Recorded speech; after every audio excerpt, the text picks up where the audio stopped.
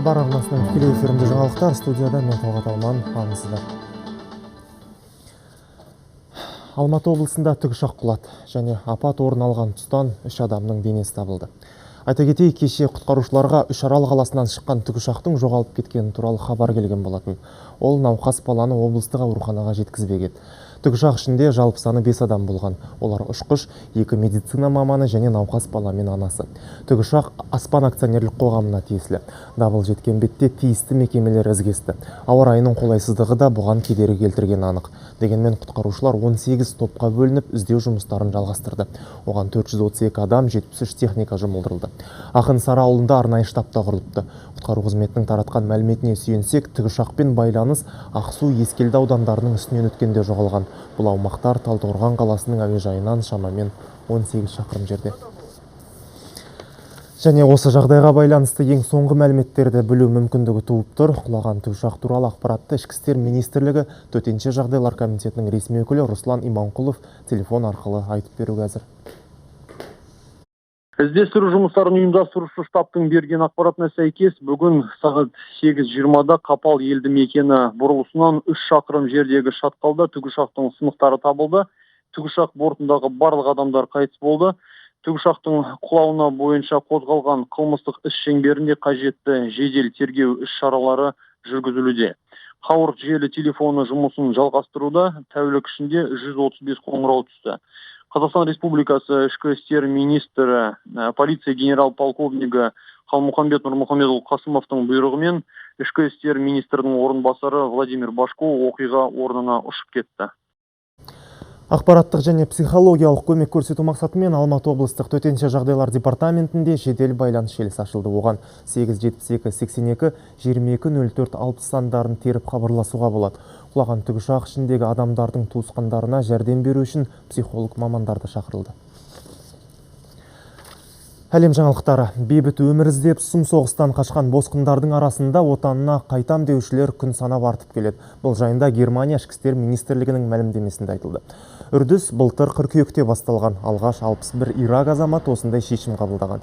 Ал желтоқсанда еліне қайтқандар 200 адамнан асты. Қазір Иракқа жол ұстағандар күрдтердің Эрбил қаласынан жеткен. Көбісінің қолында құжаттары жоқ, арасында балалы отбасылар көп. Еуропадан үміт іздегендер бір ауыздан жұмақ өмірдің жалған екенін айтуда. Барған елден пана сұрағанымен онысынан ештеңке шықпаған. Оның үстіне күн суықта жасалған қамқорлығы мен берген азығының аздығына ашынған. Біз Германияда 3 ай болдық. Суық күні азғана суық аспен бір қияр береді. Оған қарның тойсын ба? Балаларым аштықтан шырылдайды. Жағдайымыздың оңалмайтынына көзім жетті. Сол себепті Иракқа қайтуға бел будық. Паналауды көксеп барып өлімізде барғанымды түсіндім. Еуропада адам құқығы жайында керемет сөздер айтылады. Бірақ бәрі жалған екен. Әлемдегі адам құқығы туралы сөздің өтірік екеніне көзім жетті. Ал Норвегияда жүздеген жергілікті тұрғын наразылық акциясына шықты. Мәселе босқындарға қатысты болып тұр. Ел билігі 5400 мигрантты келген елдеріне қайтаруға шешім қабылдады. Бірақ Скандинавия мемлекеті босып келгендерге пана сұрауға мүмкіндік те бермеген. Мигранттардың басым бөлігі елге Ресейден келіпті. Алайда ресми Мәскеу оларды өз жеріне қайта қабылдауға қарсы екенін айтқан болатын. Өткен аптада Біріккен ұлттар ұйымы Норвегия билігіне Ресейдің ұстанымдарын жеткізіп, елге келгендерге пана беру мәселесін қарастыруға кеңес берген. Себебі билікті сынағандар адам құқығы сақталмай, мигранттарға уақытша болсын пана берілмегенін айтуда. Былтыр Норвегияға жалпы есеппен 31 мың мигрант келген болатын. Түркияда Күрдістанның жұмысшы партиясы мен қақтығыс салдарынан 3 сарбаз қаза тапты, тағы 3 жараланған. Аталмыш ұйым лаңкестік деп танылып, билік қызметіне тыйым салғандардың қатарынан. Елдің бас штабының мәлімдеуінше әскер 23 содырдың көзін жойды. Олардың 9-ы Диярбәкір қаласының Сур ауданында, қалғаны Жизре қаласында ажал құшқан. Сур ауданында қақтығыстан жергілікті тұрғындар үйлерін тастап қауіпсіз жаққа кетуге мәжбүр. Түркияның қарулы күш өкілдерінің айтуынша, өткен жылдың желтоқсанынан бері Күрдістанның жұмысшы партиясының 700-ге жуық мүшесі құрбан болған. Естеріңізде болса, билік 1,5 ай бұрын Диярбәкір мен оған жақын орналасқан провинцияларда коменданттық сағат жариялаған еді. Каспий су тұщыту зауыты қуатын 3 есеге арттыруды қолға алды. Кәсіпорынның негізгі өндірістік күші тәулігіне 10 мың текше метр. Бүгінде жалпы саны 150 мың тұрғын болатын бірнеше елді мекен ауыз сумен қамтылған. Кәсіпорын тынысы қайта жарақтандырудан соң кеңейіпті. Жөндеуге қажет қаражат жергілікті бюджеттен жеткілікті бөлінген. Ақтау қаласы мен оған іргелес ауылдарды үзіліссіз ауыз сумен қамту мақсатында зауыт бүгінде қайта жарақтануға көшті. Өндірісті арттыру шаралары бірнеше кезеңге бөлінбек. Алдымен ескі қондырғылар соңғы үлгідегі жаңалармен ауыстырылады. Мұнан кейін химиялық бактериологиялық зертхана жаңаланбақ. Жоба биыл аяқталса, күніне 32 мың текше метрге дейін ішуге жарамды су алынатын болады. Зауытты өңір басшылығының әлеуметтік тапсырысымен мұнай компаниясы салған. Кейін қайтарымсыз негізде қала әкімдігіне өтеді. Кәсіпорын алғаш іске қосылған кезде ауыз су мұнайлы ауданына берілді.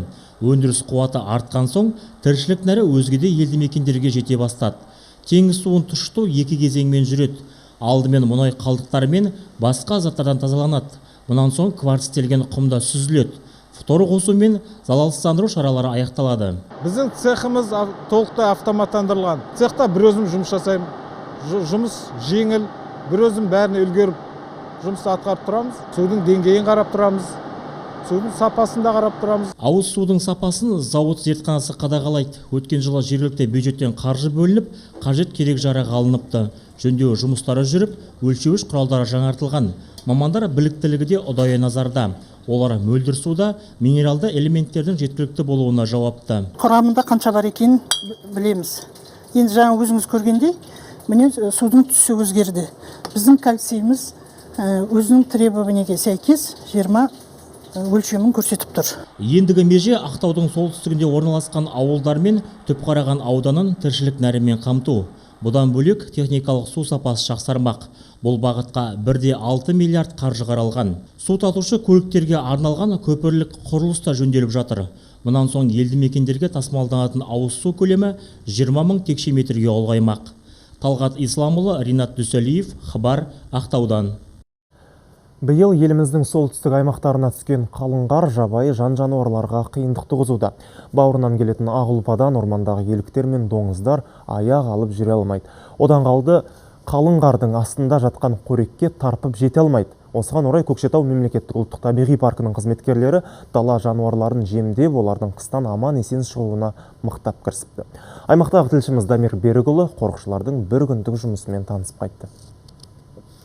Біз қазір Көкшетау ұлттық табиғи паркінің аумағына қарасты солтүстік бөлігіндегіміз. Міне қардың қалыңдығын өздеріңіз көріп тұрсыздар. Өте қалың 1 метрден асады дейді осындағы мамандар. Ал мұнда тек қана мынадай техникамен ғана жүруге болады. Бүгін мамандар осындағы аң құстарға барып, оларды жемдейтін болады. Біз де сол кісілердің қатарында мамандардың жұмысын бірге тамашалайтын боламыз. Жан-жануарларға жемді жеткізудің өз оңай шаруа емес екен. Ол үшін орманға дейінгі 10 шақты шақырым жердің қалың қары арнайы техникамен ашылады. Жабайы жануарларды қолдан жемдемесек, қырылып қалуы мүмкін дейді қорықшылар. Сондықтан да парк қызметкерлері ағаштар арасындағы алаңқайларға тонналап жем апарып тұрады. Осындай алаңдар бізде 5 филиалда 17-18 алаңдар бар. Сол алаңдарға жабайы шошқалар, мысалы Айыртау филиалында 40-50 басқа дейін шошқаның басы жабайы шошқалар, 500-600 басқа дейін елік, 70-80 басқа дейін бұландар, лось дейді. Сол 3 түрлі аң бізде. Аңдарға қамқорлық жасап, орманда түрлі қауіптерден қорғайтын қорықшылардың да қатары толық мұнда. Мәселен, Көкшетау ұлттық паркіне қарасты бір ғана филиалдың өзінде 90-нан астам адам жұмыс істейді екен. Ал істелетін шаруа күндіз түні және қысы жазы жетерлік. Мәселен, олар биыл 250 тонна жем дайындаған. Трудности бывают всякие, особенно. Біздің жұмыс қиындықсыз болмайды әрине. Ең бастысы орманда өрт болмас екен дейміз. Еліктер мамыр маусым айларында қарай төлдейді. Ал тек доңыз ғана бізде наурызда көбейетін. Сол уақытта орманда әлі қар жатады. Сондықтан біз олардың төлін аман алып қалу үшін ағаштар арасына көп сабан төсейміз. Повысили заработную плату. Биыл 1 қаңтардан бастап біздің жалақымыз көтерілді. Мәселен, бұрын 30-40 мың теңге айлық алып жүрген орманшылардың еңбек ақысы қазір 50-60 мың теңгеге жетті. Бұл жұмысшыларға жақсы көмек. Жұмысшылардың кеш батып қараңғы түскенше тынымсыз жұмыс істеп жүргенін де көзіміз көрді. Олар Лабанов көлін қолдан оттегімен байытып жатыр екен. Себебі таяз су қоймаларындағы балықтар мұздың қалыңдығынан ауы жетіспей қырылу қаупі бар дейді мамандар. Дамир Берікұлы, Евгений Шинкаренко, Анатолий Полянный, хабар, Солтүстік Қазақстан облысынан. Егемен елдің жылнамасын жас ұрпақ жадына сіңіруі тиіс. Осы мақсатта тәуелсіздіктің 25 жылдығын орай Қызылордада кітап көрмесі ұйымдастырылды. Тәуелсіздік мәңгілік ел мұрат атты шарада қазақ мемлекетінің құрылу тарихы мен дамуы жөнінде жарық көрген 600-дей кітап көпшілік назарына ұсынылды. Қазақ елінің ғасырлар бойғы тарихынан сыр тартқан туындылар 4 бөлімге топтастырылып қойылған. Мемлекет басшысының жолдаулары мен қолға алған реформалар жөнінде жастарға мол мағлұмат берілген. Сонымен қатар 1000 кітаптан жасалған Қазақстан картасы көрмеге келушілердің таңданысын туғызды. Тәуелсіздік жылдары 100 мыңнан астам кітапқа толыққан Әбділда Тәжібаев атындағы облыстық әмбебап ғылыми кітапханасының қоры қазірде 470 мыңнан асып жығылады. Тәуелсіздік ол қасиетті ұғым, қастерлі ұғым. Ол тәуелсіздік жай ғана тәңірдің сыйы емес, біздің ата-бабаларымыздың ғасырлар бойы күрескен сол азаттық жолындағы қанды, дауылды жорықтарының нәтижесі болып табылады. Сондықтан да сол тәуелсіздіктің әрбір күннің, әрбір айының, әрбір жылының тарихын біздің жас ұрпақ білу керек. Тәуелсіздіктің түндігін алғашқы мерекелеуді осындай шарамен өткізіп жатқанына өте қуаныштымын. Әзірге келіп түскен ақпараттар топтамасы осындай. Түскі жаңалықтарда қайта жүздескенше.